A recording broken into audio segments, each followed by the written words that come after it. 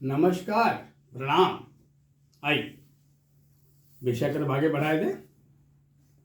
आज पता ही है कि आज 18 फरवरी है और दिन है आज का बुधवार। फाल्गुन महीना शुरू हो चुका है।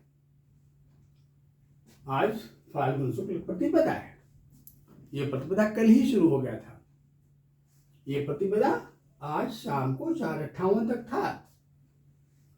नक्षत्र धनिष्ठा है। वो आज रात में 9:17 तक है। फिर सतभिष नक्षत्र लग जाएगा। आइए, तो एक नई बात है कि फाल्गुन का महीना शुरू हो गया। ये विक्रम संवत का 12वां महीना है, सबसे अंतिम महीना है। फिर चैत्र शुक्ल प्रतिपदा आएगा तो नए विक्रम संवत की शुरुआत हो जाएगी। हम अपने वर्ष के 12वें महीने से गुजर रहे हैं। महीने का नाम फाल्गुन है। फाल्गुन नाम लेते ही बोध होता है उन नक्षत्रों का जहां तक पूर्वा फाल्गुनी, उत्तरा फाल्गुनी। पूर्वा फाल्गुनी नक्षत्र तो मघा नक्षत्र, माघ के महीने की में चलाता है। जो फाल्गुन का कृष्ण पक्ष है वहां तक होता है उत्तरा फाल्गुनी का प्रथम चरण। जैसे फाल्गुन का महीना शुरू हो जाता है फिर आता उत्तरा फाल्गुन का द्वितीय चरण, यानी ये 12वां महीना है विक्रम संवत से। अगर नक्षत्रों की बात कर लें, जो नक्षत्र वर्ष होते हैं ना, जो अश्विनी शुक्ल प्रतिपदा शुरू होते हैं, इसको बंगला संवत्सर भी कहते हैं, उसकी बात करें तो ये 6वां महीना कहा जाएगा।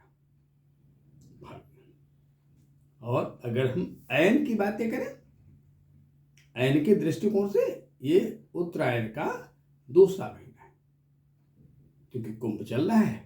मकर पहला होता है, कुंभ 2रा होता है। अंग्रेजी की बात करें जो हमारे व्यवहारों में होता है तो फरवरी का महीना चल रहा है। फरवरी का महीना लगभग अपना 1/3 बिता चुका है, 2/3 बिता चुका, 1/3 बाकी। तो 18 तारीख 28 का ही महीना है, लगभग 10 दिन बचा हुआ है।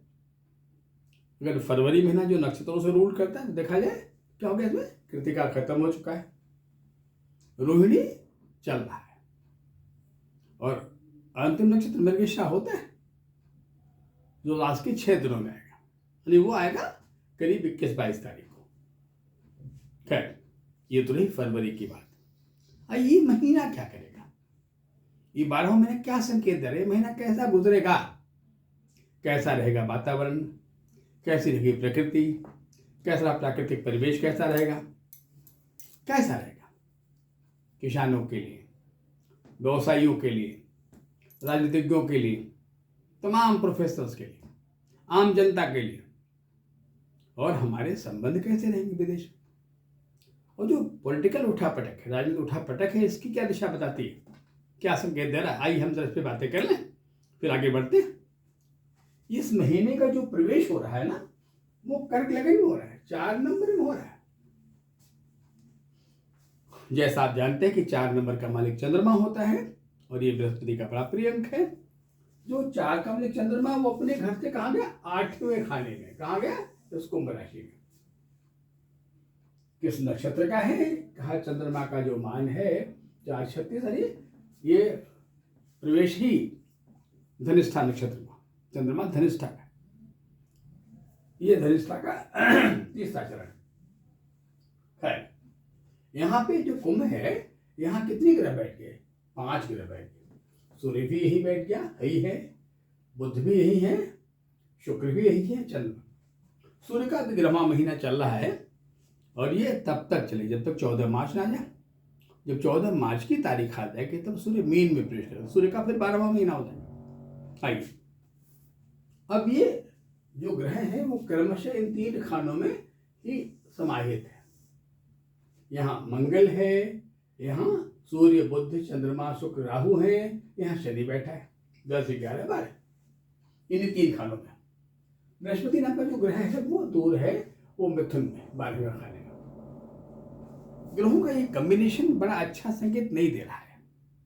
हालांकि इस होली का पर्व इसी महीने में आएगा, वो भी हम लोग सेलिब्रेट करेंगे।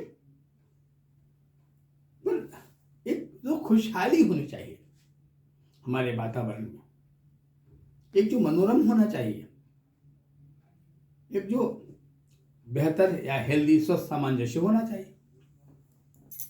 ऐसा कमजोर दिखाई देता है क्योंकि हम सबको जोड़ने वाला, हम सबको लेके चलने वाला या हमारे बीच में की जो एक कनेक्टिविटी है, जिसको हम कहते हैं संप्रेषण, संभाषण, जोड़ने वाला वायु, हवा, उस शनि नाम का जो ग्रह बेहतर है पहले से, फिर भी अभी कमजोर ही कहा जाएगा। यद्यपि 6-9 तक पहुंच चुका है, लगभग अपने दूसरे नवांश के पूरा होने करीब जा रहा है, यानी ये उत्तरा भाद्रपद नक्षत्र में प्रवेश कर चुका है, प्रारंभ तो हो चुका है, लेकिन अभी भी कमजोर कहा जाएगा। चूंकि यहाँ पर नवम भाव बड़ा गर्म होता है भाई, ये इलाका आग्नेय है, अतः ये जो जोड़ने वाला ग्रह है शनि, ये कहीं इतना मजबूत नहीं है कि लोगों के मन में एक दूसरे के प्रति एक मधुरता का भाव उत्पन्न हो जाए, एक सहज संवेदना पैदा हो जाए, एक जोड़ने की गला पैदा हो जाए। जब यह कमजोर होता है तो फिर क्या होता है, लोगों में या लोगों पर विश्वास नहीं होता है, ट्रस्ट नहीं होता है, और ट्रस्ट होना ही संबंधों का आधारभूत है। अब ये जब आग्नेय कोण पे आ गया तो 3 घटनाएं देता है। एक तो दुर्घटनाएं बढ़ती हैं, आग्नेय घटनाएं बढ़ती हैं, और पक्ष में कहीं घरों में भाई में, कहीं मित्रता में मित्रों के बीच, कहीं पति पत्नी के बीच, इन समन्वयों को खराब करता है। रिश्तों में आक्रोश बढ़ जाता है, छोटी छोटी बातों में गुस्सा आ जाता है, सब असुरक्षित महसूस करते हैं, ये सिक्योरिटी बढ़ जाती है। असुरक्षा जितनी बढ़ती है प्रतिक्रिया उतनी तेज होती है, क्योंकि जो व्यक्ति इनसिक्योर होता है, असुरक्षित होता है, भयभीत होता है, वो बड़ा उतावला होता है, उसे डर होता है कि अगला जीत नहीं जाएगा, मैं ही जीतूं। ये उतावलापन हमारे अंदर सुनने की प्रवृत्ति कम कर देता है। सुनना, एक अच्छा सुनने वाला बनना, श्रोता के बनना बहुत बढ़िया गुण होता है। विद्वानों में ही गुण तो पाया जाता है। विद्वान बड़ा सुनने वाला होता है, सुन के तब कम बोलने वाला होता है, और उसकी बातें बड़ी सारगर्भित होती हैं। मानो कम ही वाक्य थे पर बड़ा खजाना था, बातें बड़ी महत्वपूर्ण थी। दूसरा जो थोड़ा मूर्ख होता है या उतना गहरी प्रतिभा का नहीं होता, या जिसके बौद्धिक स्तर विवेक नहीं होता, कि दिमाग तो है, बुद्धि तो है, लेकिन विवेक नहीं, या वो ज्ञानमय नहीं है, वो बहुत बोल देता है, और ऐसे बोलना प्रभाव विहीन होता है। अतिरेक अति सर्वत्र वर्जिता, अति को हमेशा वर्जित कहा गया ना। तो एक तो पहला जनमानस में बड़ा भयावह वातावरण रहेगा। अखबार के पन्नों, न्यूज चैनलों पर मिलने वाले जो समाचार होंगे वो बड़े दहशत फैलाने वाले कहे जाएंगे, बड़े सनसनीखेज कहे जाएंगे। अरे ऐसा सोचा ही नहीं था,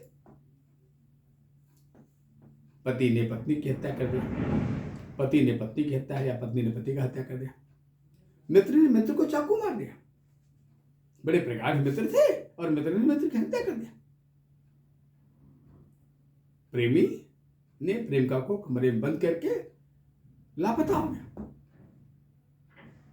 ऐसी घटनाएं जो असहज कही जाए, जो अविश्वसनीय कही जाएंगी, जो मानव संवेदना को हिला देने वाली कही जाएंगी, बड़ा कारुण्य भरा कहा जाएगा, जो संबंधों की श्रद्धा को, विश्वास स्नेह को तार तार करने वाला कहा जाएगा। ऐसी घटनाएं ऐसे समय में जन्म लेती हैं, क्योंकि जो इन घटनाओं से बचाता है, जो मानव के संवेगों और संवेदना को जोड़ने का कार्य करता है ना, वो सबसे पहले उस ग्रह का नाम है शनि। शनि बहुत इंपॉर्टेंट है। रात्रि का यह मालिक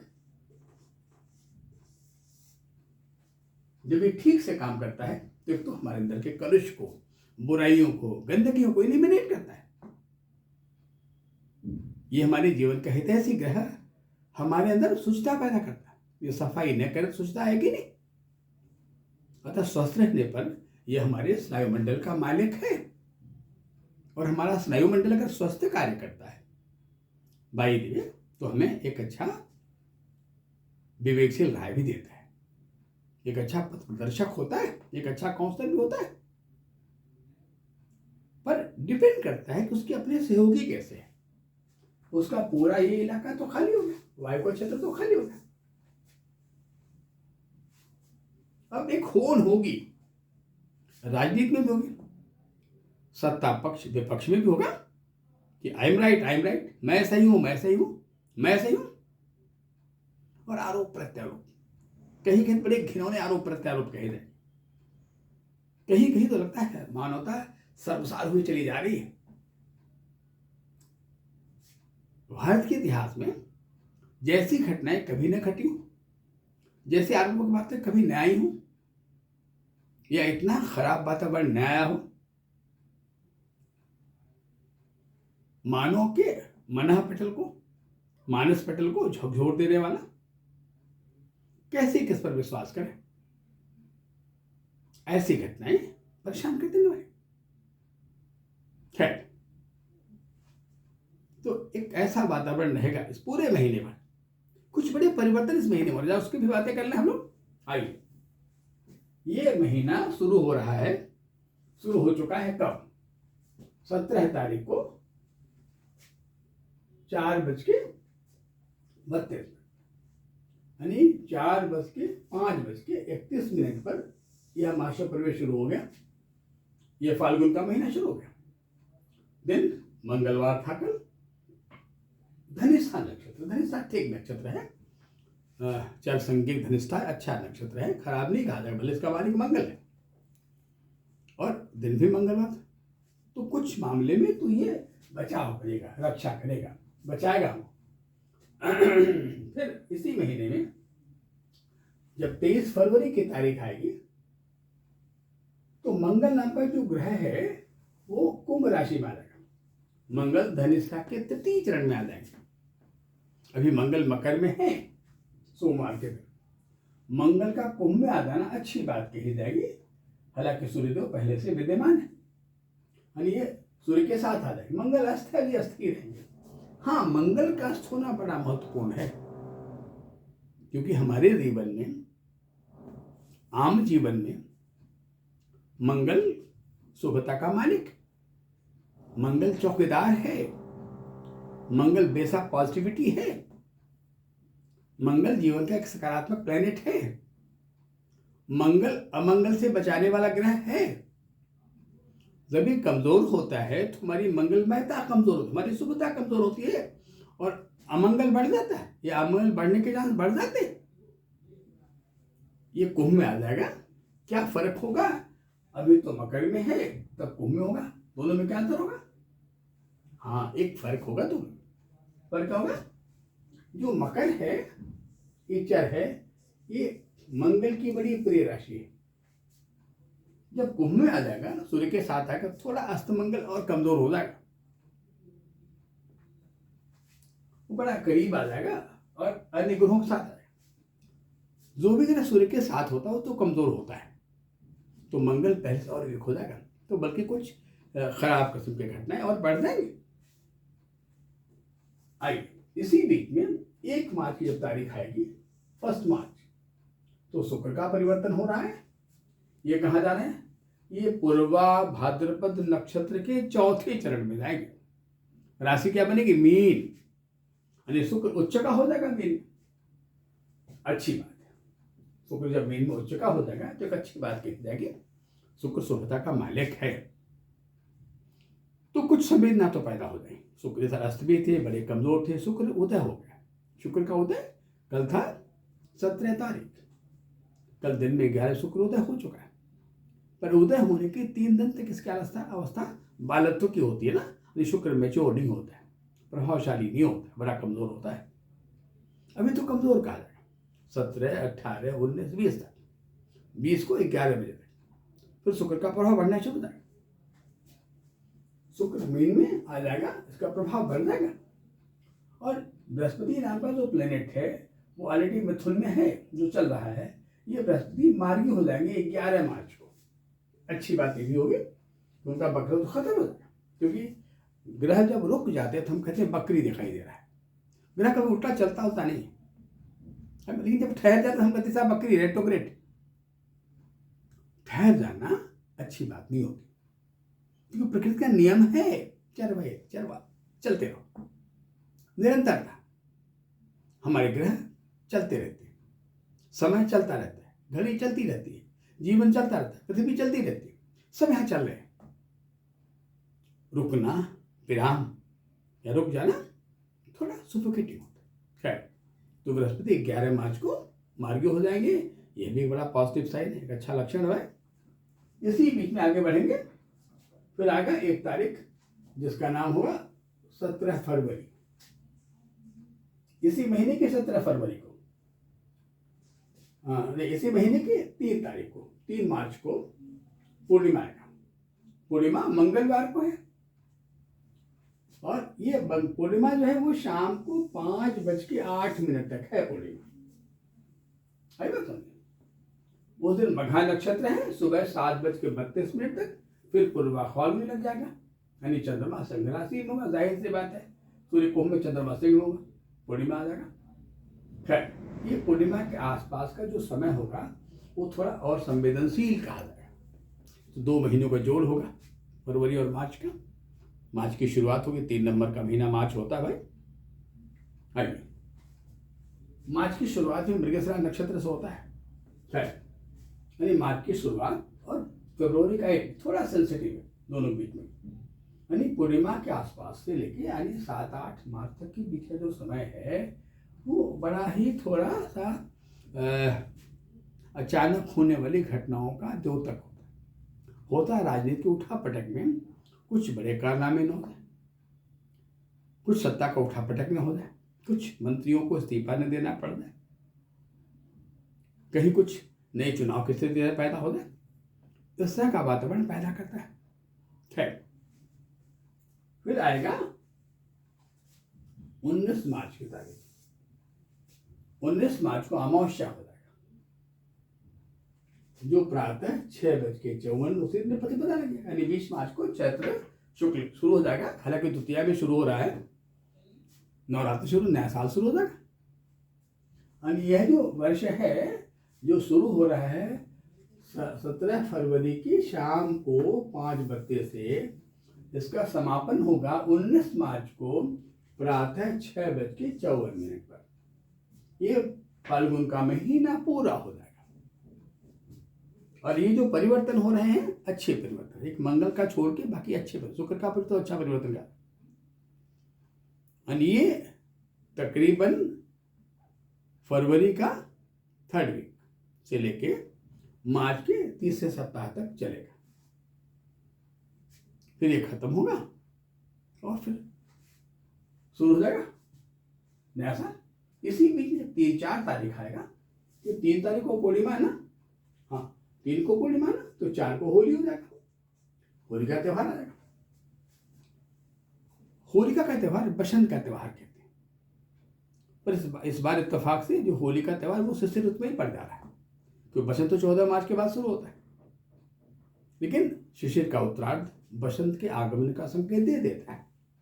अतः बसंत पंचमी का त्यौहार शिशिर में आ जाता है ना, शिशिर बताता है भाई देखो बसंत आ रहा है, बसंत आने वाला है, अतः हम बसंत से ओतप्रोत तो पहले हो जाते हैं। तो होली का त्यौहार इसी बीच आएगा। तो जो मास कुंडली बड़ा संकेत दे रही, देखो भाई होली में बड़ी सावधानी बरतना है तो रंगों का त्यौहार, और हिंदुस्तान की धरती का, भारत धरती का बड़ा महान पर्व है ये, बड़ा जोड़ने वाला पर्व है बात, मन को बदलने वाला पर्व है, औषधों से बाहर निकलने वाला पर्व है, खुशियां मनाने वाला पर्व है। इसी से रंगों का त्यौहार कहते हैं, रसों का त्यौहार कहते हैं ये। और ये हमारी पृथ्वी को रिप्रेजेंट करता है। ये रंग और रस हमने इस धरती से तो पहचाना है। यही हमारी जो रत्नगर्भा वसुंधरा है, सारे रसों के जननी यही है।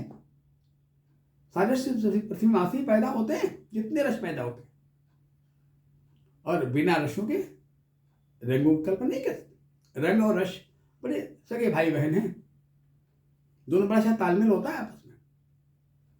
तो हमें होली मनाना है, रंगों का त्यौहार मनाना है, बड़ा अच्छे ढंग से मनाना है।